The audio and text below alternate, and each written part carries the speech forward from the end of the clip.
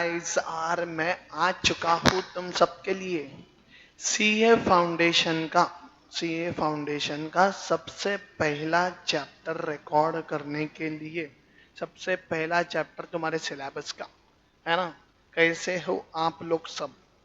सब बढ़िया? हालचाल सब ठीक है ना? सब ठीक है बेटा, सब ठीक है। आइटम वाइटम मजे में है ना? आइटम वाइटम मजे में, सब ठीक चल रहा है बिल्कुल। तो शुरुआती तौर पे थोड़ा भगवान का नाम ले लेते हैं, कहानी चालू करते हैं ना। राम राम राम राम राम राम राम राम राम राम राम। राम जी की निकली सवारी, ढिचिंग ढिचिंग, राम जी की लीला है प्यारी। एक तरफ लक्ष्मण एक तरफ सीता, बीच में जगत के पालनहारी। राम जी की निकली सवारी। चलो चालू करते हैं बेटा। जैसे ही भगवान का नाम अपन लेते हैं, बहुत सारी चीजें पॉजिटिव हो जाती है, एनवायरमेंट पॉजिटिव हो जाता है। तो जब भी पढ़ने बैठो तो थोड़ा सा भगवान जी का करके बैठो। आजकल के बच्चे भगवान जी के ऊपर थोड़ा ध्यान हट चुका है तुम्हारा, बट भगवान का करना ही सबसे बड़ा कर्म है बेटा, है ना। तो चालू करते हैं बेटा। इंडियन रेगुलेटरी फ्रेमवर्क के साथ क्या के साथ शुरू करेंगे? इंडियन रेगुलेटरी फ्रेमवर्क सबसे पहला चैप्टर पूरे मॉड्यूल में से पढ़ेंगे। मैं तुमको शॉर्ट में बाजू में नोट्स बना के भी दूंगा, ठीक है। तो चलो, ये चैप्टर अपने को क्या क्या चीजें बताने वाला है, बहुत प्यार से, शिद्दत से। तुम्हारी जो इंस्टीट्यूट है इसने तुमको बहुत अच्छे तरीके से मॉड्यूल बना के दिया है बेटा। तो देखो, Indian regulatory framework, Indian regulatory, regulatory मतलब अपने देश में जितने भी सारे लॉज बनाए गए हैं, क्या बनाए गए बेटा? लॉज बनाए गए, वो किस तरीके से आए हैं और किस तरीके से अपने देश को चला रहे हो, ठीक है। तो किस तरीके से आए और किस तरीके से अपने देश को क्या किया जा रहा है, प्रोसेस में लिया जा रहा है, लाया गया था, है कि नहीं। और किस तरीके से अभी चल रहा है ना। तो सबसे पहले जानना बहुत ज्यादा जरूरी है कि लॉ क्या होता है। क्या जानना जरूरी है बेटा? लॉ क्या होता है। लॉ क्या होता है, इसमें अपने को पढ़ने मिलेंगे बहुत सारे, तीन टाइप पढ़ने मिलेंगे। एक तो सोर्सेस ऑफ लॉ, सोर्सेस मतलब किस तरीके से लॉ को लाया गया, किस तरीके से लॉ को बनाया जाता है, और कौन से टाइप के क्या होते हैं बेटा, लॉज होते हैं, ठीक है। तो व्हाट इज लॉ पहले पढ़ना है, फिर उसके कितने टाइप पढ़ने, तीन टाइप पढ़ने। एक तो कौन सा टाइप पढ़ना है बेटा, कौन सा टाइप पढ़ना है? Sources of law, process of making law, और types of law. Types of law में फिर से चार टाइप आएंगे। कितने टाइप आएंगे बेटा? चार। एक तो criminal law, civil law, common law, principle of natural justice, ठीक है। अब ये हो गया point number one. Point number two में अपन पढ़ने वाले एनफोर्समेंट ऑफ लॉ। एनफोर्समेंट मतलब किस तरीके से लॉ को अपने देश में लागू किया जाता है, किस तरीके से अपने देश में लॉ को क्या किया जाता है, लागू किया जाता है। फिर कौन सी रेगुलेटरी बॉडीज है, ये तो तुमको ऑलरेडी पता है। Ministry of finance, Nirmala Sitharaman ji. MCA, ministry of corporate affairs. SEBI, securities exchange board of India. RBI, reserve bank of India. और insolvency bankruptcy board of India. ऐसे टाइप की अलग अलग रेगुलेटरी फ्रेमवर्क्स। रेगुलेटरी फ्रेमवर्क्स मतलब जिनके भरोसे, जिनके भरोसे, जो बॉडीज के भरोसे अपना देश चल रहा है, जो बॉडीज के भरोसे अपना क्या चल रहा है बेटा, देश चल रहा है, उसको अपन बोलेंगे रेगुलेटरी फ्रेमवर्क। और लास्ट वाला है structure of Indian judicial system.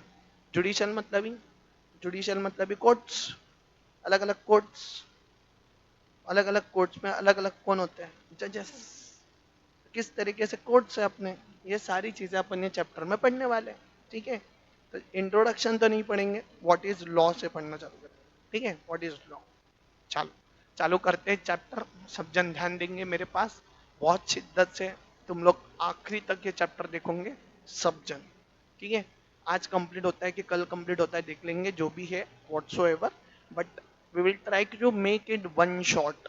ऐसा मेक करने की कोशिश करेंगे वन शॉट, एक ही बार में पूरा घपा घप, पूरा का पूरा चैप्टर, ठीक है बेटा।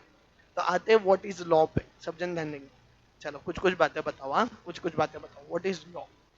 लॉ मतलब सर, लॉ तो हो रोज ही हम देख रहे हैं। देखो सर, हम गाड़ी पे जाते हैं, हमारे पास है ना टू व्हीलर है सर, हमारे घर पे ना कार है सर।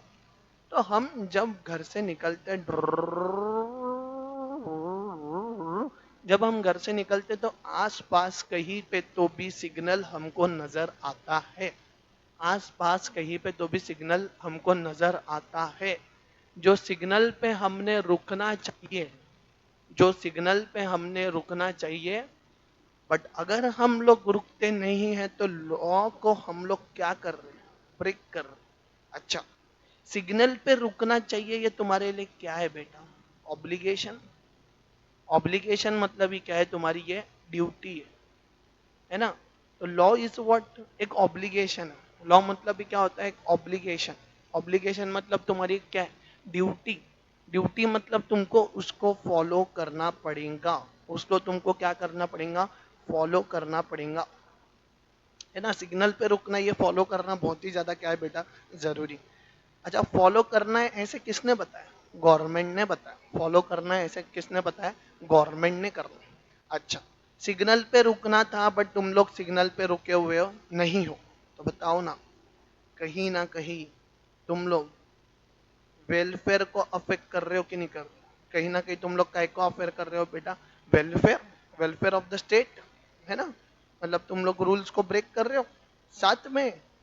अब क्या तुमको मामू पकड़ेगा? क्या तुमको मामू पकड़ेगा? यस। वो क्या दिलवाएंगा? जस्टिस। जस्टिस मतलब ही जो गलत काम हुआ है उसके ऊपर तुमको सही राय बताएंगा, एक पावती फाड़ के। ठीक है बेटा? जस्टिस मतलब भी तुमको क्या प्रोवाइड करेंगे? एक पावती फाड़ेगा और बोलेगा भाई भर, तूने गलत किया, तूने लॉ को ब्रेक किया, अब तुझे सजा भुगतनी पड़ेगी। This is the justice. ठीक है कि नहीं? सबको सारी बातें समझ में आ रही है? और अगर इंडियन लीगल फ्रेमवर्क की बात करूं, इंडियन लीगल फ्रेमवर्क मतलब अपने देश के जो लॉज है उनकी बात करूं, तो ये सोशल लॉज भी है, ये पॉलिटिकल लॉज भी है, ये इकोनॉमिक लॉज भी है, और कल्चरल लॉज भी यहाँ पे बनाए गए। तो कितने टाइप के लॉज बनाए गए? टोटल चार। एक तो बनाया गया सोशल, एक तो बनाया गया पॉलिटिकल, एक तो बनाया गया इकोनॉमिक, और एक तो बनाया गया कल्चर। ऐसे चार टाइप के लॉज बनाए गए। ठीक है बेटा? तो एक बार मेरे साथ डायग्राम बना लूंगे, व्हाट इज लॉ। सब सब बनाएंगे मेरे साथ, पेन पेंसिल सब कुछ लेके बैठो, क्योंकि अनिकेत देश पांडे तुम्हारे लिए सब करने वाला है। ये ऑब्लिगेशन है, law is an obligation and duty, जो कि हर एक सिटीजन को क्या करने का है बेटा? फॉलो करने का है। सिटीजन को क्या करने का? फॉलो। किसने बनाया लॉ? किसने बनाया law? Law is prepared by government. ठीक है? क्यों बनाया लॉ? क्योंकि वेलफेयर को बचाना है, सोसाइटी को बचाना है, और दूसरा मतलब जस्टिस दिलवाना। और कितने टाइप के लॉज होते हैं? कितना टाइप का लॉज होता है बेटा? चार। एक तो कौन सा होता है? सोशल। एक तो कौन सा होता है? पॉलिटिकल। एक तो कौन सा होता है? इकोनॉमिकल। और एक तो कौन सा होता है? कल्चरल। ऐसे चार टाइप के क्या होते हैं? लॉज होता है, जिसके भरोसे अपना देश, अपना इंडियन लीगल फ्रेमवर्क चल रहा है।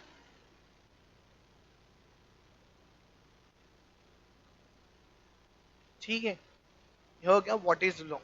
अब आते हैं sources of law. Sources. Sources मतलब कहाँ से लॉ लाया गया। मैं तुमको बता दूं बेटा कहाँ से लॉ लाया गया। अपने देश का अगर सबसे इंपॉर्टेंट सोर्स कोई है तो वो भारत का संविधान है। वो कौन है बेटा? भारत का संविधान मतलब कॉन्स्टिट्यूशन ऑफ इंडिया। तो जितने भी सारे लॉज बनते हैं, जितने भी सारे क्या बनते हैं बेटा? लॉज बनते हैं, वो भारत के संविधान की वजह से बने।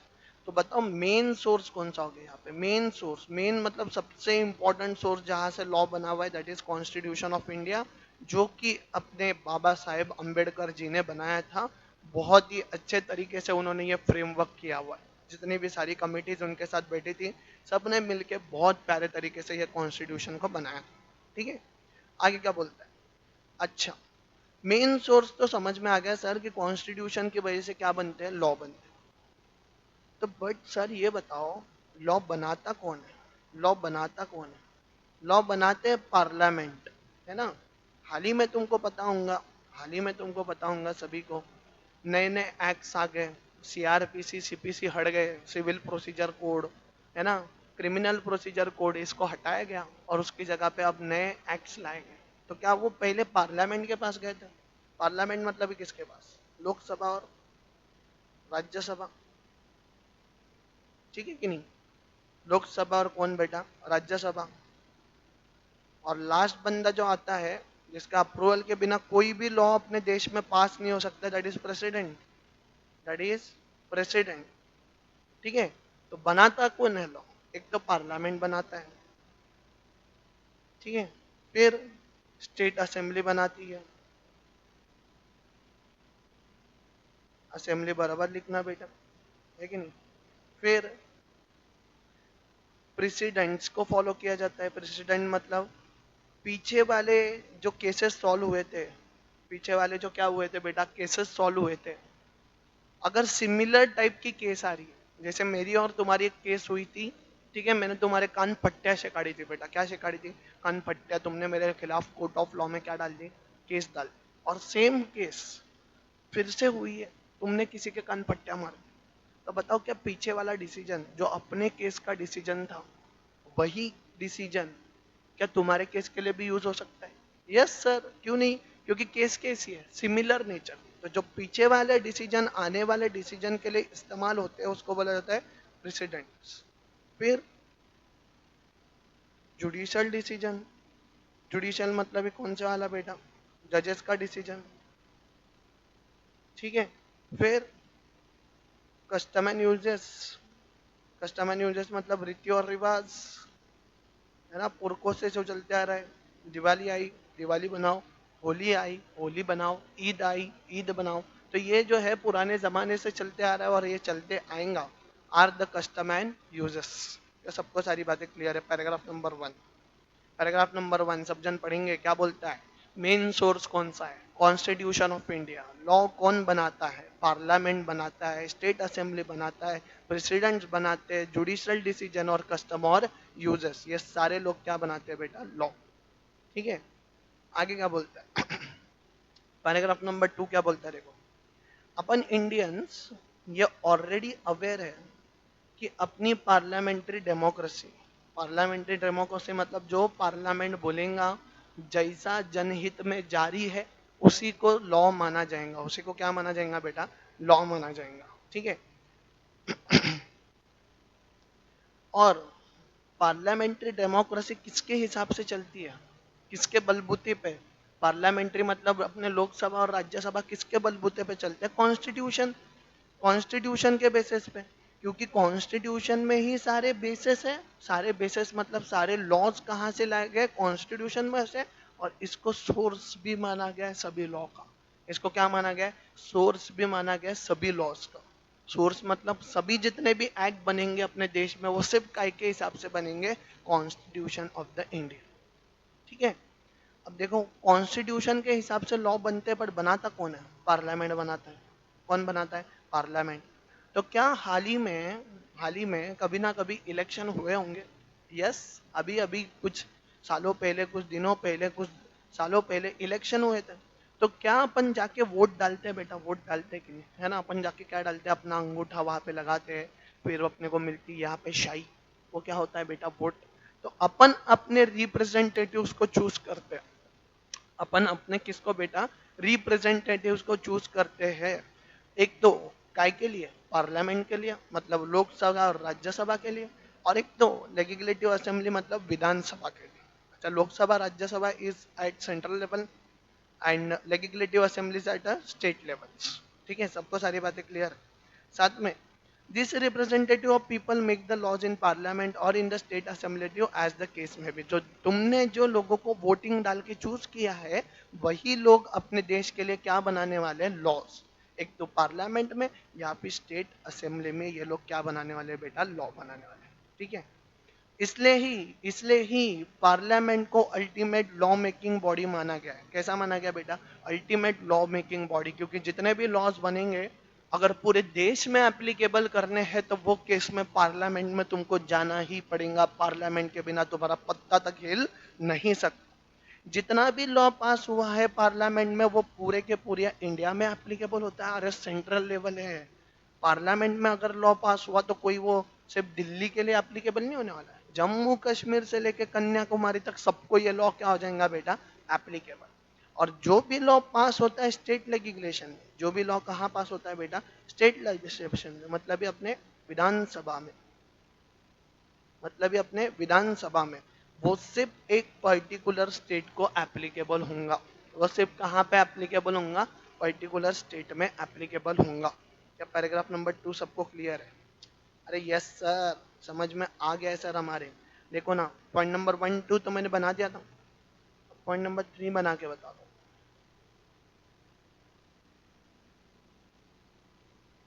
पॉइंट नंबर 3 बनाते हैं। देखो क्या क्या लिखोगे। सबसे पहला पॉइंट, कॉन्स्टिट्यूशन अपना जो है ये बेसिस है एंड सोर्सेस है,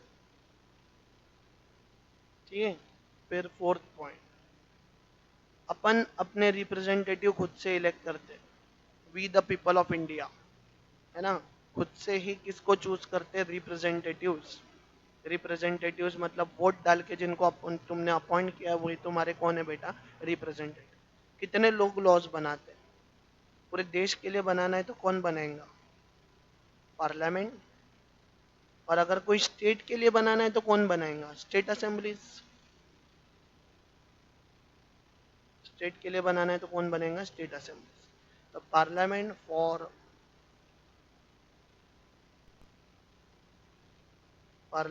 फॉर होल कंट्री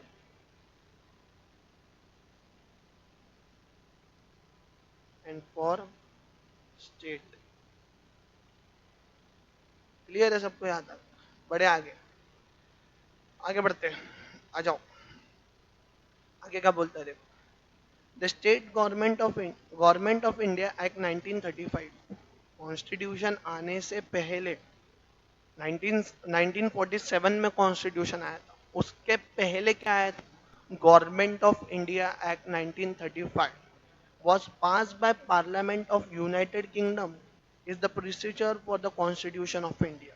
देखो अपना कॉन्स्टिट्यूशन किसको देख के बना हुआ है, किसको देख देख के बना हुआ है, किसी की नजरों में देख के बना है हमारा कॉन्स्टिट्यूशन। तो गवर्नमेंट ऑफ इंडिया जो कि यूनाइटेड किंगडम का था, है ना, इनको देख देख के, इनको सारे विचार, इनके आचार देखते हुए अपने देश का क्या बना हुआ है बेटा, constitution of India. It defines the characteristics of government from unitary to federal. अच्छा, व्हाट इज यूनिटरी? यूनिटरी मतलब पूरे देश के लिए। लॉ जो है एक तो पूरे कंट्री के लिए बनाया जाएगा, कंट्री के लिए। एंड फेडरल इज, हर एक स्टेट को अपने अपने क्या दी गई है बेटा, पावर। स्टेट को क्या दी गई है, पावर।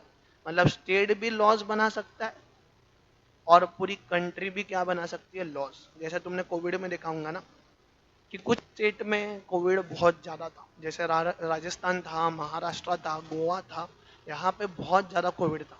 तो अपने स्टेट ने अलग से लॉज बनाए थे कि भाई आचार संहिता लगती थी। आचार संहिता मतलब 5 से ज़्यादा लोग कहीं पे भी एक साथ नहीं मिलेंगे। बट बाकी राज्यों में ऐसा नहीं था, बाकी राज्यों में काफ़ी सारी चीज़ें खुल गई थी। तो ये क्या था, फेडरल। और वही जब मोदी जी आए थे और मोदी जी ने बोला था कि पूरा देश 21 सालों के लिए, मेरे बहनों और भाइयों, पूरा देश 21 दिनों के लिए बंद रहेगा, ये जो बात उन्होंने कही थी, that was unitary, that was unitary. ठीक है बेटा, बड़े आगे। The power were distributed between the central and state to avoid the dispute. क्यों दो हिस्सों में बांटा है पावर्स को, यूनिटरी और फेडरल?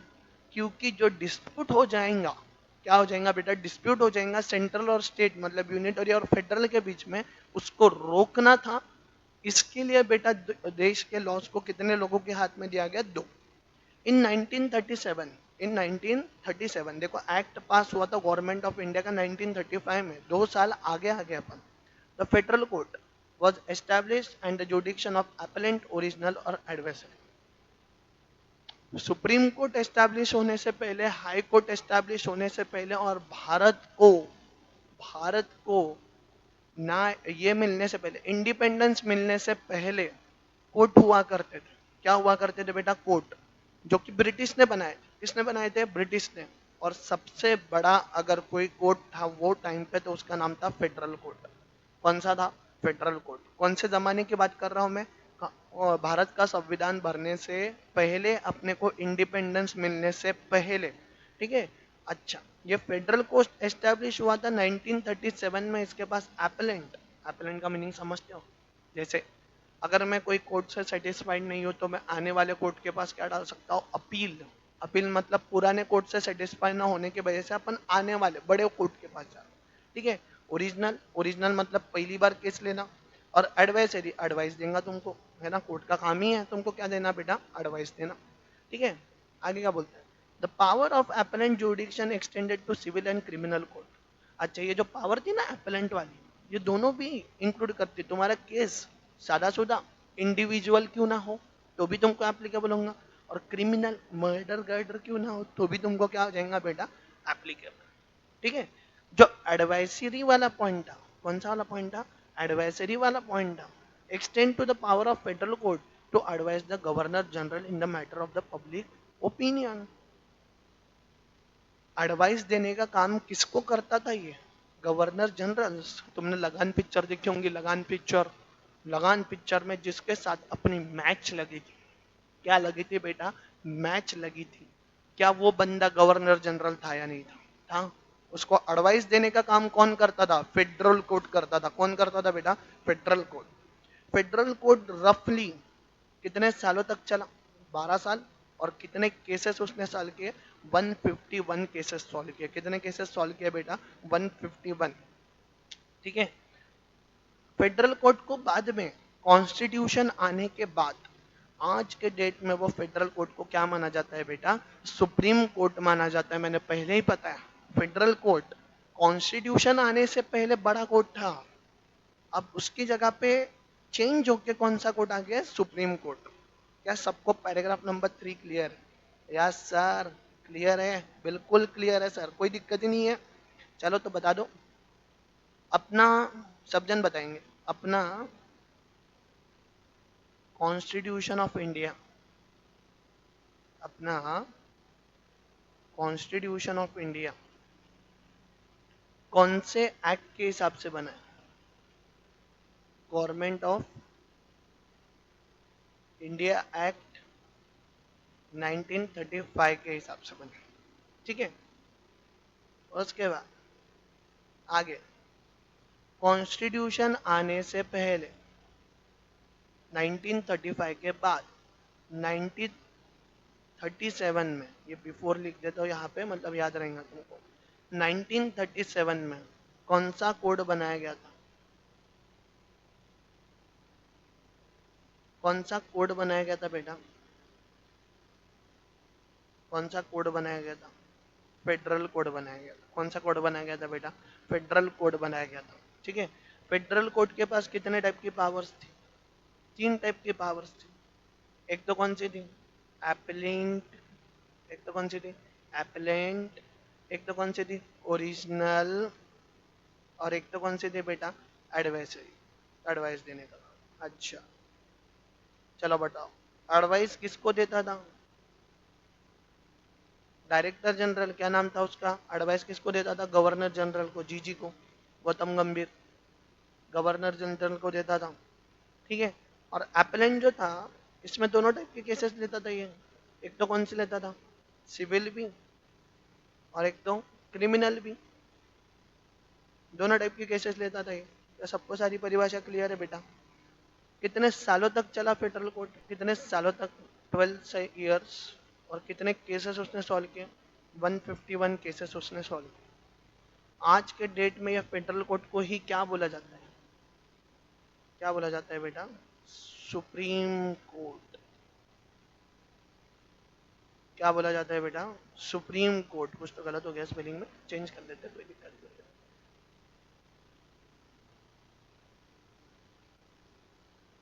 सुप्रीम कोर्ट बोला जाएगा। सबको सारी परिभाषा क्लियर है। बढ़े आगे, आ जाते हैं आगे। आगे क्या बोलता है देखो, द कॉन्स्टिट्यूशन ऑफ इंडिया 1950। देखो 1950 की बात हो रही है, 1947 में ही देश आजाद होने के बाद कॉन्स्टिट्यूशन बन गया था, बट उसको नाम दिया गया था, उसको क्या नाम दिया गया था बेटा, भारत का संविधान 1950 is the foremost law that deals with the framework within which our democratic system works and our laws are made for the people by the people। अच्छा, अपना कॉन्स्टिट्यूशन, अपने भारत का संविधान जो है वो फ्रेमवर्क बनाता है। फ्रेमवर्क मतलब ही क्या बनाता है बेटा, रूल्स बनाता है, ठीक है। अच्छा, किसको देखते हुए, डेमोक्रेटिक सिस्टम वर्क को। डेमोक्रेटिक मतलब सबके हित में, सबके साथ, किसी को भी छोड़ने का नहीं है। और जितने भी सारे लॉज बनाए जाएंगे वो सिर्फ किसके लिए, आम जनता के लिए, for the people by the people. ये कॉन्स्टिट्यूशन में स्कूल में पढ़ा था, प्रियम्बल में, है ना, for the people, for for the people and by the people, ठीक है। कॉन्स्टिट्यूशन का काम है सभी को फंडामेंटल राइट्स मिले। सभी को क्या मिले, फंडामेंटल राइट्स। कुछ कुछ अधिकार तुमको दिए जाएंगे, तुम लोग देशवासी हो, तुमको क्या दिया जाएगा, अधिकार दिया जाएगा। जैसे मैं यहाँ पे बोल रहा हूँ, तुम मुझे सुन रहे हो, तो ये मेरा अधिकार, जन्म सिद्ध अधिकार है कि मैं मेरी भावनाएं किसी के भी सामने प्रकट कर सकता हूँ।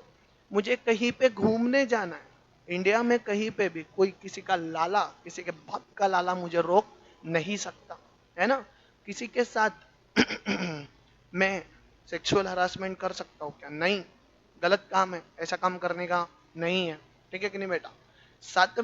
साथ में मुझे बताओ, जो काम मैं करना चाहूँ, क्या वो काम करने की इजाजत मुझे अपने देश ने दी है क्या, दी है सर, क्यों नहीं दी है। तो ये सारे क्या है बेटा, अपने फंडामेंटल राइट्स। तो सभी लोगों को फंडामेंटल राइट्स को लेके चलना है, और जितनी भी सारी फंडामेंटल ड्यूटीज है उसको भी प्रोटेक्ट करके रखना है। What are the fundamental duties, जहां पे भी देश का झंडा दिखे सलूट मारो। जहां पे भी नेशनल स्ट्रगलर्स, जिन्होंने बेचारों ने बहुत सारे, कारगिल लड़ा था, है ना, पाकिस्तान के साथ जो वॉर हुआ था, बहुत सारे वॉर्स आज भी लड़े जाते हैं, बहुत सारे शहीद हो जाते हैं, है ना। जो अपने मिलिट्री वाले लोग बेचारे बॉर्डर पे बहुत मेहनत कर रहे हैं बेटा, है ना। तो ये क्या है, फंडामेंटल ड्यूटीज, ठीक है। ये इनको इनको प्रोटेक्ट करके रखना है, चाहे सेंट्रल लेवल पे हो या फिर स्टेट लेवल पे हो। 2 मिनट का ब्रेक लेने के बाद मैं फिर से आ चुका हूँ, ध्यान दो बेटा। मैं तुमको बोल रहा था, देखो, मैं तुमको बोल रहा था पॉइंट नंबर 8 की बात करेंगे। अब कौन से नंबर की बात करेंगे बेटा, 8 कई की बात हो रही है। देखो इसके पहले जो बात करी ना, ये कॉन्स्टिट्यूशन आने से पहले की बात थी। अब बात करेंगे कॉन्स्टिट्यूशन आने के बाद क्या हुआ, आफ्टर की बात करेंगे, है ना। कई की बात करेंगे बेटा, आफ्टर की। तो देखो, जो भी कॉन्स्टिट्यूशन बना हुआ है वो किसके लिए बना है, for the people by the people. जो भी कॉन्स्टिट्यूशन बना हुआ है किसके लिए बना हुआ है, for the people by the people. इसमें दो इंपॉर्टेंट चीजें बनेगी। इसमें कितनी इंपॉर्टेंट बेटा, दो। एक तो फंडामेंटल राइट और एक तो फंडामेंटल ड्यूटीज। फंडामेंटल ड्यूटीज के बारे में मैं तुमको थोड़ा सा बता रहा था कि देश का झंडा कहीं पे भी दिखे तो सलूट मारना है, नेशनल एंथम चालू हो जाए तो खड़ा हो जाना है ना। ये सारी चीजें अपन ने फॉलो करनी चाहिए। अगर कहीं पे रिवर्स है, नेचर है ना, नेचर वाइज कुछ है, तो वो केस में उसमें ऑब्स्ट्रक्शंस डालने नहीं है। रिवर वगैरह में देखो आजकल पत्थर वत्थर फेंक देते लोग, झाड़ कट कर रहे हैं, इसको प्रोटेक्ट करना है। यही तो अपने नेशनल देश का हेरिटेज है या नहीं है ना बेटा। तो this are the fundamental duties. तो कितनी चीजें बताएगी, दोनों। अच्छा, राइट्स एंड फंडामेंटल ड्यूटीज के बारे में अपन ने पढ़ लिया। साथ में पावर दी गई है, पावर एंड ड्यूटीज दोनों को, सेंट्रल को भी और स्टेट को भी। इसलिए इसको हाइब्रिड मॉडल माना जाता है। कैसा माना जाता है, हाइब्रिड। हाइब्रिड मतलब दोनों को मिला के। सबको सारी बातें क्लियर, देखो बहुत लंबा चौड़ा है, but we need to do, छोड़ेंगे नहीं कहीं पे भी। पूरा कहानी समझ के लेंगे, है ना, समझना जरूरी है। जितना अच्छे तरीके से समझोगे उतना अच्छे तरीके से पेपर में प्रेजेंट करोगे। है ना? तो अपनी जान ठोक दो, जान ठोक दो अपनी। अपन ये चीजों से वाकिफ है कि सीए अपने को फेल करने के लिए बैठा है, बट वी अपन सब फेल नहीं होंगे। अपन जान ठोक देंगे ये सीए की एग्जाम पास होने के लिए, है ना? चलो आगे क्या बोलते हैं देखो, यहाँ तक बता दिया मैंने, बढ़ते हैं आगे। The people who wrote constitution, जो भी लोगों ने क्या लिखा है बेटा, कॉन्स्टिट्यूशन, उन्होंने डिसाइड करा कि अपन डिवाइड करेंगे law making power between central and various state governments. तो ये तो बात अपन ने ऑलरेडी कर दिया। लॉ कितने हिस्सों में बटा है? दो। एक तो सेंट्रल गवर्नमेंट के पास है और एक तो स्टेट गवर्नमेंट के पास है। So the Indian constitution is three list. अपने देश में कितनी लिस्ट बनाएंगे? सेंट्रल, स्टेट और ज्वाइंट। ठीक है, तो पूरा का पूरा अपना इंडिया, है ना, हाइब्रिड मॉडल का बातें लिख लेते हैं। क्या लिखोगे? कितने हिस्सों में पावर बटी गई है, सेंट्रल और स्टेट? तो दोनों अपने अपने क्या बनेंगे? Powers and duties. तो पहली list, list number 1 is for central, C. List number 2 is for state, और लिस्ट नंबर 3 जो है that is for central and state. ठीक है बेटा, पूरा का पूरा कार्यक्रम क्लियर है। के नीचे एग्जाम्पल दिया हुआ उन्होंने, ये पूरा का पूरा क्या दिया हुआ है, एग्जाम्पल, ये तुम लोग घर पे पढ़ सकते हो, कोई दिक्कत नहीं है। पूरा सोर्सेस बताऊंगे बेटा, पूरा का पूरा एक बार, ठीक है ना? रिवाइज करना जरूरी है। देखो यहाँ से चालू किया था मैंने, सोर्सेस। देखो, अपने देश का सबसे इम्पोर्टेंट अगर कोई सोर्स है तो वो कॉन्स्टिट्यूशन ऑफ इंडिया है। लॉ बनाते हैं अपन, पार्लियामेंट बनाता है लॉ, स्टेट असेंबलीज बनाता है, प्रेसिडेंट्स बनाते हैं, जुडिशियल डिसीजन बनाता है, और कस्टम और यूजर्स, ये सारे लोग क्या बनाते हैं बेटा? लॉज बनाते हैं। ठीक है, अगर मैं आगे की बात करूँ तो अपन ने यहाँ पे बनाया था, सब जन मेरे साथ अच्छे से लिख लेंगे। यहाँ पे मैंने तुमको क्या क्या बताया था, देखो, कॉन्स्टिट्यूशन ही है अपने देश का बेसिस और सोर्सेस। कॉन्स्टिट्यूशन को संभालने के लिए अपन अपने देश में क्या बनाते हैं? रिप्रेजेंटेटिव्स। रिप्रेजेंटेटिव्स दो हिस्सों में बढ़ते हैं, एक तो पार्लियामेंट के लिए और एक तो स्टेट असेंबलीज के लिए। पार्लियामेंट जो है वो पूरे देश के लिए लॉ बनाता है, और स्टेट असेंबलीज जो है सिर्फ स्टेट के लिए लॉ बनाता है। कॉन्स्टिट्यूशन ऑफ इंडिया आने से पहले गवर्नमेंट ऑफ इंडिया एक्ट हुआ था, 1935 में बना था। ठीक है, गवर्नमेंट ऑफ इंडिया एक्ट आने के बाद बना था फेडरल कोड 1937 में। ठीक है, फेडरल कोर्ट के पास तीन तरीके की पावर थी, एक तो ओरिजिनल, एडवर्सरी और एपेलेंट। एपेलेंट में उसके पास दोनों की पावर थी, सिविल भी और क्रिमिनल भी।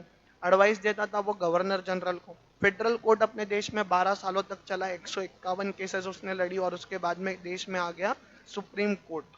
अब कॉन्स्टिट्यूशन आने के बाद, कॉन्स्टिट्यूशन जो भी बनेगा फॉर द पीपल और बाय द पीपल, इसमें फंडामेंटल राइट्स है, ड्यूटीज है, पावर एंड ड्यूटीज जो है वो बांटी गई है सेंट्रल और स्टेट, इसलिए इसको हाइब्रिड माना जाता है। और तीन लिस्ट में अपना देश लॉ में बटा हुआ है, एक तो state list number 1, list number 2 और list number 3। List number 1 is for central government, वो अपने लॉज बना सकता है खुद से। List number 2 is for state government, ये भी लॉज बना सकता है खुद से। और list number 3 is for central and state government. पूरा पॉइंट क्लियर है सर, बिल्कुल समझ में आ गया। हमारी रातों की नींदें उड़ चुकी है सर। बोलो, बोलो जय श्री राम। बोलो, क्या बोलो बेटा? जय श्री राम। अब बढ़ते हैं आगे, टाइप्स ऑफ लॉ। काय पे आते हैं बेटा? Types of law. अलग अलग टाइप के लॉज हैं। ठीक है, अब तुम लोग अगर किसी का मर्डर करते हो, किसी का मर्डर करते हो तो क्रिमिनल लॉ, क्राइम है। किसी का मर्डर करना क्या है? क्राइम। किसी के कान पट्टी से काटते हो, आए तुम लोग भागते भागते और तुमने दे दिया किसी के थन्नी सी कान पट्टी, तो ये है सिविल रॉन्ग। छोटे छोटे छोटे छोटे मुद्दे आर द सिविल रॉन्ग। फिर आता है कौन सा लॉ बेटा? Common law. कॉमन लॉ मतलब ही क्या? जो चलते आ रहा है, सदियों से चलते आ रहा है, that are the common laws, है ना? और प्रिंसिपल ऑफ नेचुरल जस्टिस, कुछ ना मिले दूसरा तो इसको फॉलो कर लो। मतलब कुछ बातें अगर लॉ में नहीं लिखी गई है तो प्रिंसिपल ऑफ नेचुरल जस्टिस को फॉलो किया जाएगा।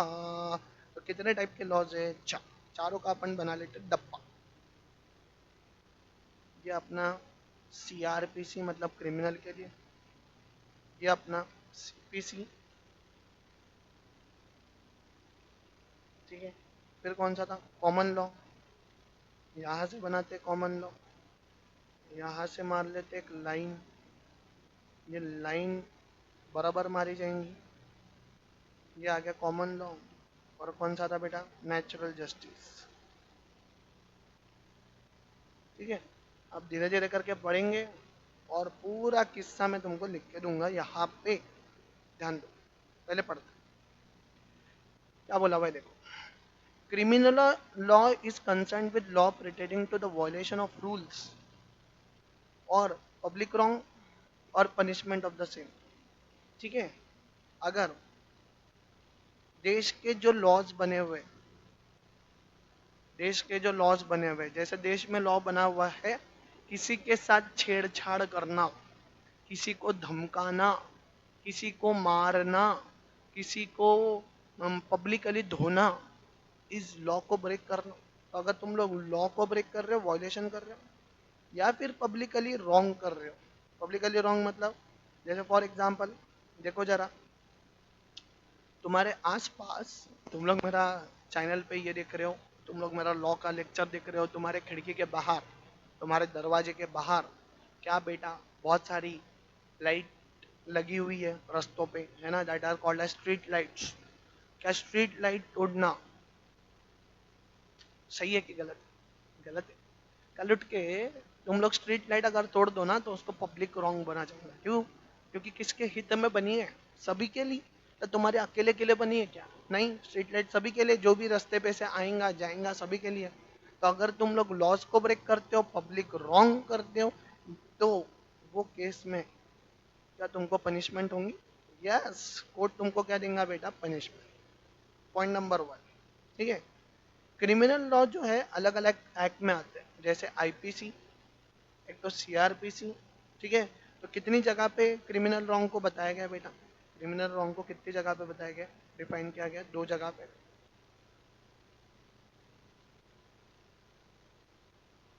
एक तो कहाँ पे डिफाइन किया गया?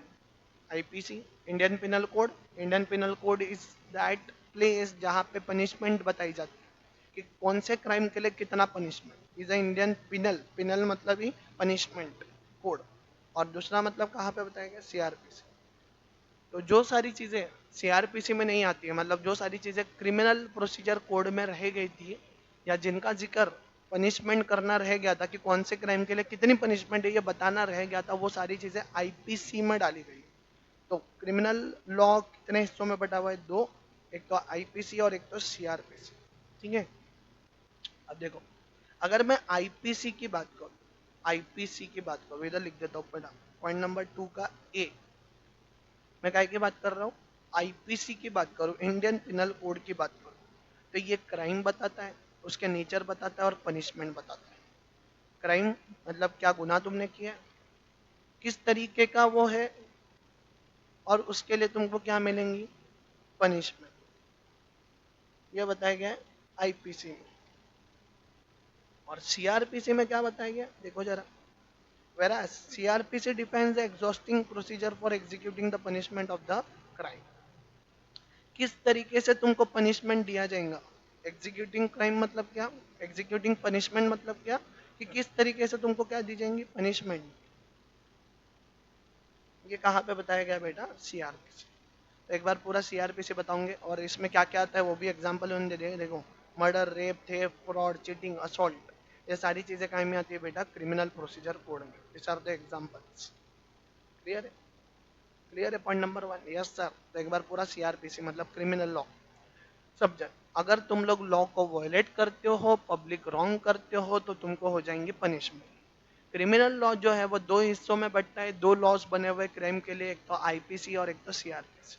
आईपीसी में तुम्हारा क्राइम बताया गया, कौन सा टाइप का क्राइम है, कैसा नेचर है और कितनी पनिशमेंट मिलेंगी, और किस तरीके से ये केस फॉलो की जाएंगी, मतलब किस तरीके से तुम्हारा कोर्ट में प्रोसीडिंग चलेगा, ये बताया गया सीआरपीसी में। क्लियर है बेटा? अब देखो, अब आते हैं या फिर नहीं, ये कैसा रॉन्ग था? पब्लिक। अब इसका अपोजिट, अपोजिट मतलब तुम लोग अगर किसके साथ कांड कर रहे हो, इंडिविजुअल के साथ गलत कर रहे हो, इंडिविजुअल के साथ क्या कर रहे हो? गलत कर रहे हो, तो कौन सा लॉ एप्लीकेबल होंगे? Civil wrong. बिटवीन इंडिविजुअल और ऑर्गेनाइजेशन, ऑर्गेनाइजेशन मतलब सभी आ जाएंगे यहाँ पे, एचओएफ आ जाएगा, कंपनी आ जाएगा, पार्टनरशिप आ जाएगा, फलाना टलाना। तो इनके बीच में अगर कुछ गड़बड़ है, इनके बीच में अगर कुछ क्या है बेटा, गड़बड़ है, इनके बीच में झगड़े हो गए, है ना, जैसे पार्टनर्स के बीच में हमेशा झगड़े होते हैं, साले एक दूसरे को कूटने के तौर पे होते हैं कि मेरा प्रॉफिट ज़्यादा तेरा प्रॉफिट कम, तू डुक्कर में सांड, तेरा को 2% मिला तो मुझे 4% मिलना चाहिए। तो ऐसे सारी जो केसेस होती है तो कहाँ लेके जाऊंगे, सीपीसी की धारा में लेके जाऊंगे। तो इंडिविजुअल के खिलाफ कुछ गलत हुआ तो कहाँ पे जाने का, सीपीसी। ठीक है। The civil court enforce the violation of rights and obligation through the institution of civil suits. अब कब जाओगे तुम लोग सिविल कोर्ट के पास, जब जब क्या हुआ है बेटा, वायलेशन हुआ है, क्या हुआ है, वायलेशन हुआ है राइट्स और ड्यूटीज का, मतलब तुमने ब्रेक कर दिया है। जैसे फॉर एग्जांपल देखो, जब पार्टनरशिप एक्ट में पार्टनर्स के बीच में पार्टनरशिप बनती है तो उनके बीच में सबसे पहले एग्रीमेंट बनाता है। अगर वो एग्रीमेंट को कोई भी पार्टनर फॉलो करता नहीं है तो वो अपनी राइट्स एंड ड्यूटीज को क्या कर रहा है बेटा, ब्रेक कर रहा है। और ब्रेक करते से ही तुम लोग कौन से कोर्ट के पास जा सकते हो, सिविल कोर्ट के पास। ठीक है। सिविल लॉ जो है वो पहले डिस्प्यूट को रिसॉल्व करने के लिए देखता है, ना कि पनिशमेंट देना। देखो यहाँ पे ना सीआरपीसी में डायरेक्टली क्या दी जाती थी, पनिशमेंट। अरे किसी का मर्डर वर्डर कर दिया है तो क्या तुमको जेल के बाहर रखेंगे, नहीं, तुमको सालों ऐसा सूतेंगे ना, डंडे को तेल लगा लगा के, डंडे को तेल लगा लगा के ऐसी जगहों पे मारेंगे जहां पे निशान अरसों अरसों तक रहेगा बेटा। कब तक रहेगा, अरसों अरसों तक। बट यहाँ पे तो छोटी मोटी बात है, राइट्स एंड ड्यूटीज को क्या किया है ऐसे ब्रेक, तो इसको रिसॉल्व करने की क्या करेंगे, रिसॉल्व करने की कोशिश करेंगे, ना कि डायरेक्टली क्या देंगे बेटा, पनिशमेंट। अच्छा तुमने बड़ा ही कुछ कांड कर दिया तो पनिशमेंट भी देंगे, बट दोनों पार्टीज को बुलाएंगे, बैठेंगे, देखेंगे कि पार्टीज मिलके सॉल्व कर पाती है। ठीक है। साथ में the act process and the administration of the law are govern by the code of CPC. The seal the civil law can further classified into law of contract, family law, property law and law of tort। ठीक है। CPC civil cases actual में कौन से code में आती है, CPC civil procedure code. Individual के साथ कुछ भी गलत करोगे तो कौन से कोड में जाना पड़ेगा, सिविल प्रोसीजर कोड। इसके साथ में और कौन से आते हैं, कॉन्ट्रैक्ट आता है भाई, इंडियन कॉन्ट्रैक्ट एक्ट 1872। और कौन सा आता है भाई, फैमिली लॉ आता है भाई, डिवोर्स गिवोर्स बहुत चल रहा है आजकल, लफड़ा, हार्दिक पांड्या, है ना, अर्जुन कपूर का सुनने आए आजकल में। फिर प्रॉपर्टी लॉ आता है भाई, कौन सा लॉ आता है भाई, प्रॉपर्टी लॉ। और कौन सा आता है, टॉर्ट आता है भाई, है ना। ये सारे काय के टाइप से बेटा सिविल नेचर। कॉन्ट्रैक्ट में देखो दो ही पार्टीज थी, तो दो पार्टीज के बीच में डिस्प्यूट होता है तो सिविल रॉन्ग।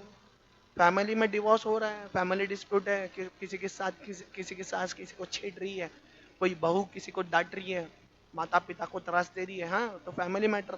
प्रॉपर्टी, आए दिन क्राइम होते रहते हैं इसमें, आए दिन कुछ ना कुछ। इतनी जगह मैंने खरीदी थी 2000-4000 स्क्वायर फीट, कोई आके बोल दे कि नहीं नहीं सर ये तो फ्रॉड से मिली है, जाओ बेटा सिविल के पास। और टॉट, टॉट मतलब ही छोटे छोटे चीजें करना, किसी को धक्का मारना, किसी को धमकाना, किसी को डराना, ये सारी चीजें काय में आती है बेटा, टॉट में। ठीक है। फिर आते हैं बेटा तीसरे पे, जिसका नाम है कॉमन लॉ। जिसका नाम क्या है बेटा, कॉमन लॉ। आ जाओ सब जन, कौन से लॉ पे आएंगे, कॉमन लॉ। जुडिशियल प्रेसिडेंट और as a case is a common law. A judgment delivered by the Supreme Court will be binding upon the court within the territory of India under Article number 141 of the Constitution of India। अच्छा, कुछ बातें लिख लेते हैं, पहले कुछ समझ लेते हैं, ध्यान दो।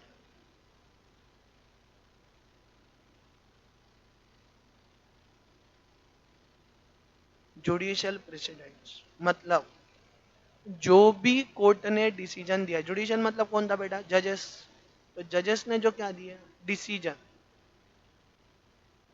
ये सभी नीचे वाले कोर्ट के लिए एप्लीकेबल होने वाले। मतलब जैसे फॉर एग्जांपल सुप्रीम कोर्ट ने कोई अगर डिसीजन दिया, क्या दिया बेटा, डिसीजन, तो सुप्रीम कोर्ट के नीचे आने वाले सभी कोर्ट्स, जैसे हाई कोर्ट हो गया, सबऑर्डिनेट कोर्ट हो गए, है ना, सिविल कोर्ट हो गए, क्रिमिनल कोर्ट हो गए, सभी को ये रूल मतलब ये ऑर्डर क्या हो जाएगा, एप्लीकेबल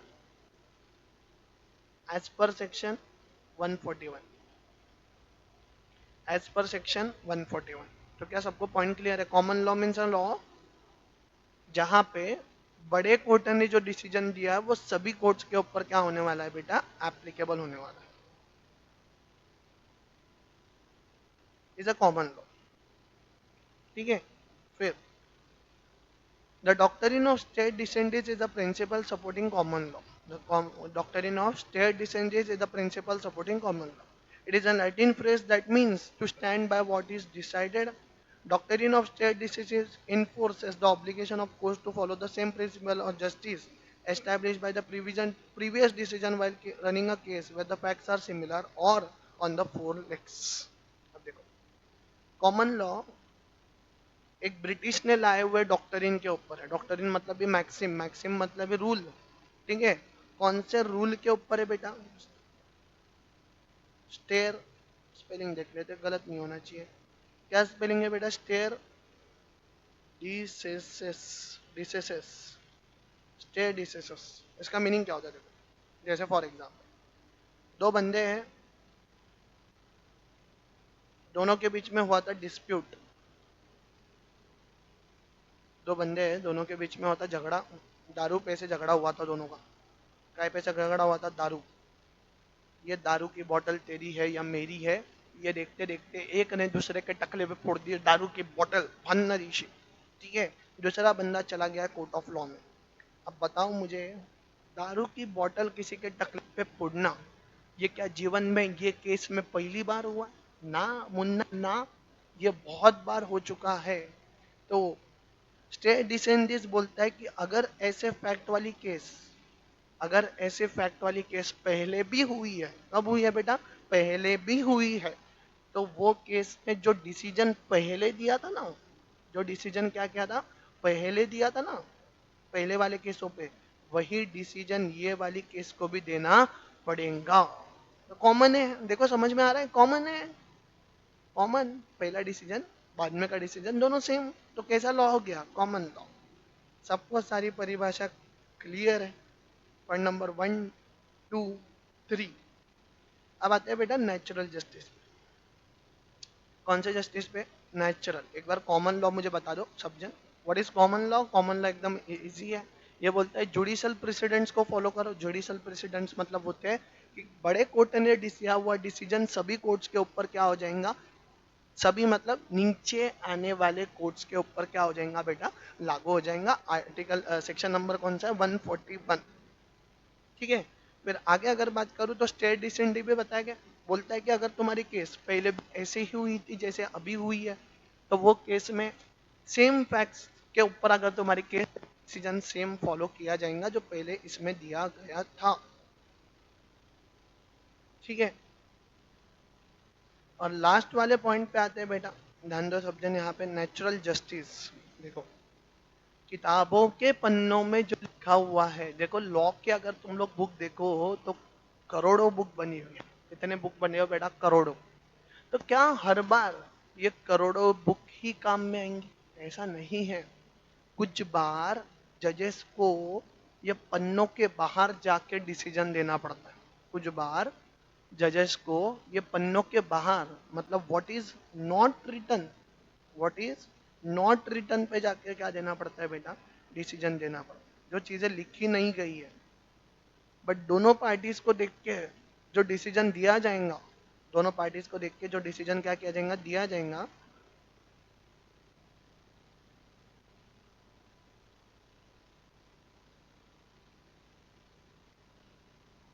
डिसीजन दिया जाएगा, उसको अपन बोलते हैं नेचुरल जस्टिस। उसको अपन क्या बोलते हैं बेटा? Natural justice. देखो यहाँ पे दिया हुआ, जुडिशियल प्रेसिडेंट और the case law is a common law. Sorry यहाँ पे sorry, natural justice often known as a just natural deals with certain principles of justice going beyond the written law। Point number 1 clear है? और natural justice दो Latin में decide किए गए लो, जो Latin words थे, लॉस थे, उसके हिसाब से डिफाइन करे गए। एक तो नेमो जुडिस इन कॉजस हुआ, इसका मीनिंग होता है बेटा जो पार्टीज के बीच में केस सॉल्व करता है, जो पार्टीज के बीच में क्या सॉल्व करता है, केस सॉल्व करता है, दैट इज जज। जज शुड बी इम्पार्शियल, मतलब उसका दोनों पार्टी से कुछ भी लेना देना नहीं है। इसलिए इसको बोला गया है no one should be made a जज इन हिज ओन केस। अगर दोनों पार्टी में से एक भी पार्टी को मैं अगर जानता हूं तो खत्म, आधा विषय ही क्लोज हो गया। मैं तो उसके ही फेवर में डिसीजन दूंगा जो मेरे पहचान का है, भले ही उसने क्राइम क्यों ना किया हो। तो इसलिए बोला गया कि अगर तुम्हारी पहचान है दोनों में से एक पार्टी से, तो तुमने जज बनने का नहीं है, तुम्हारी पहचान नहीं होनी चाहिए। ठीक है। और दूसरा दिया हुआ है बेटा ऑडियो अल्टरम पैटर्न। इसका मीनिंग होता है दोनों पार्टीज को पहले सुनो, दोनों पार्टीज को पहले सुनो, हियरिंग करो दोनों का। मतलब एक को पता है कि कोर्ट में केस चल रही है, दूसरे को पता ही नहीं है, वो कोर्ट में आया ही नहीं, फिर चलेगा क्या? नहीं। तो दोनों पार्टीज को एक एक मौका मिलना चाहिए। तो अपना नेचुरल जस्टिस कितने लॉज के ऊपर डिपेंडेंट है बेटा? कितने लॉज के ऊपर? दो। एक दो। सबसे पहला लॉ कौन सा है बेटा अपना? सबसे पहला लॉ कौन सा है बेटा अपना? एक तो है ऑडी अल्टरम पैटर्न, ऑडी अल्टरम पाइटम। ठीक है। और दूसरा कौन सा है बेटा? दूसरा कौन सा है? नेमो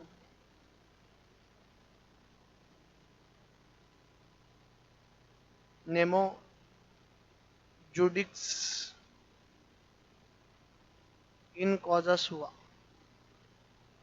ये दोनों कैसे माने गए बेटा? नेचुरल जस्टिस के लिए मैक्सिम बनाए गए। क्या बनाए गए? मैक्सिम्स बनाए गए। क्लियर है सबको यहाँ तक? कोई दिक्कत? बढ़े आगे तो एक बार पूरा लॉ बताऊंगे बेटा सब जन। बताओ। अगर क्रिमिनल लॉ की बात करूं तो पब्लिक को अगर कुछ भी हार्म पहुंचता है तो वो क्रिमिनल लॉ है, जहां पे पनिशमेंट दी जाएंगी, जहां पे दो टाइप के लॉस बनता है, एक तो आईपीसी और एक तो सीआरपीसी। आईपीसी में क्राइम बताया भी गया, नेचर भी बताया गया, पनिशमेंट भी बताया गया। और सीआरपीसी में बताया गया कि किस तरीके से ये पनिशमेंट को एग्जीक्यूट किया जाएगा। अगर तुम लोग एक इंडिविजुअल के खिलाफ कुछ भी गलत करते हो तो सीपीसी, जब भी किसी की राइट्स और ड्यूटीज को ब्रेक किया जाएगा तो वो सीपीसी के दायरे में आ जाएगा। रिसॉल्व करना है कि इसको पनिशमेंट देने का नहीं है। यह सिविल केसेस में आता है। सिविल केसेस का सबसे बड़ा अगर कोई एक्ट है तो वो सीपीसी है, फिर आता है कॉन्ट्रैक्ट, फिर फैमिली, फिर प्रॉपर्टी और फिर आता है टॉर्ट। ये सारे एक्ट्स है बेटा यहाँ पे। ठीक है।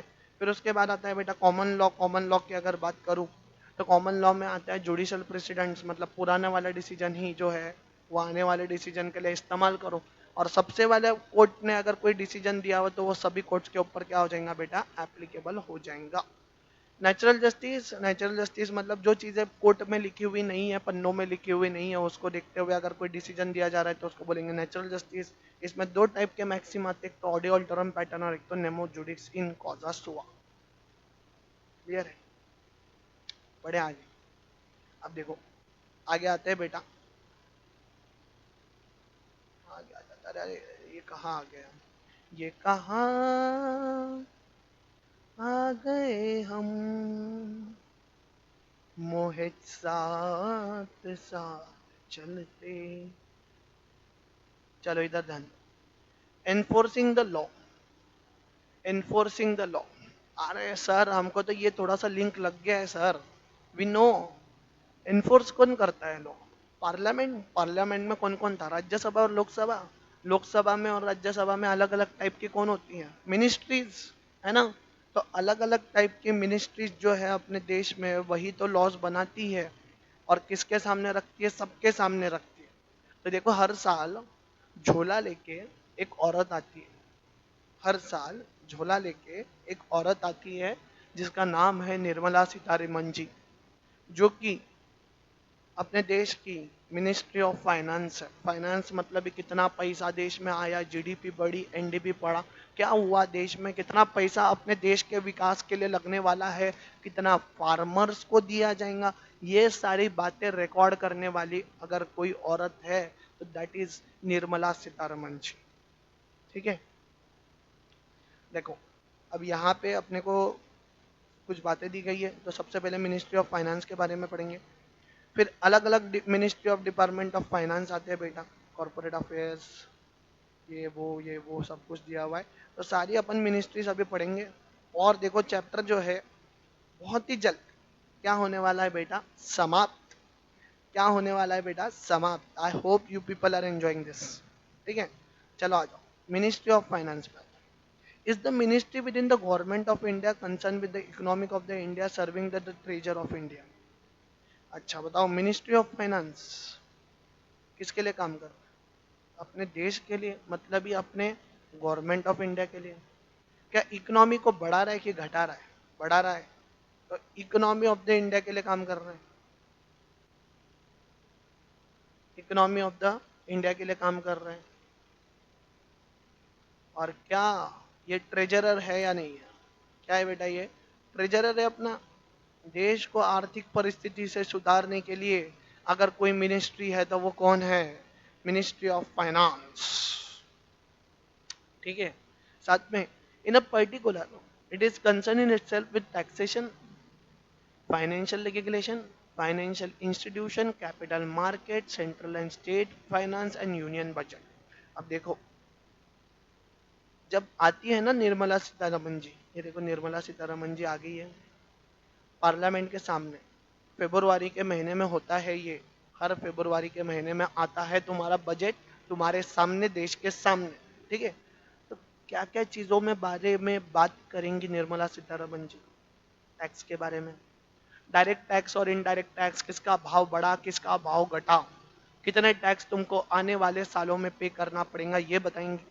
फिर फाइनेंशियल लेगिस्लेशन, मतलब हर साल जो टैक्सेस चेंज होते हैं उसके साथ में एक्ट भी क्या होता है, इनकम टैक्स भी क्या होता है बेटा, चेंज होता है। तो फाइनेंशियल लेगिस्लेशन बनाएंगी, रूल बनाएंगी फाइनेंशियल इंस्टीट्यूशंस के लिए, जितने भी सारे अपने देश में इंस्टीट्यूशन है जो कि पैसों से रिलेटेड है, बैंक वगैरह जो है, इसके लिए रूल बनाएंगी। कैपिटल मार्केट अपना मतलब ही स्टॉक मार्केट, इसके लिए रूल्स बनाएंगी। और साथ में यूनियन, यूनियन मतलब देश का एक ही बजट बनाएंगी कौन बेटा, निर्मला सीतारमन जी, और सबके सामने रखा जाएगा। एज द चार्टर्ड अकाउंटेंट, अपन chartered accountant, many of you day-to-day work life with the impacted by the ministry and proclamation. This ministry is important that many ministries are prepared to hold the portfolio of finance minister also. ये जान दो, देखो बेटा paper के point of view से यहाँ से लेके यहाँ तक याद रखना जरूर। अब बढ़ेंगे आगे। who represents the maximum number of union budget as a finance minister? ये भी जान दो किसने कितने साल तक रखा था। देखो पेपर पॉइंट ऑफ व्यू से जो इंपॉर्टेंट है वो याद रखेंगे। ठीक है, अब आ जाते हैं constitution of ministry of finance. Constitution of ministry of finance ये, अब देखो ministry of finance is a apex controlling authority. Apex मतलब ही देश में पैसों से रिलेटेड कोई मामला होगा, देश में टैक्स से रिलेटेड कोई मामला होगा, देश में बैंक से हित में कोई मामला होगा, कोई बेटा बिटकॉइन वगैरह से रिलेटेड मामला होगा, स्टॉक मार्केट से रिलेटेड मामला होगा, तो एक ही अथॉरिटी, एक ही अथॉरिटी कौन बेटा, मिनिस्ट्री ऑफ फाइनेंस।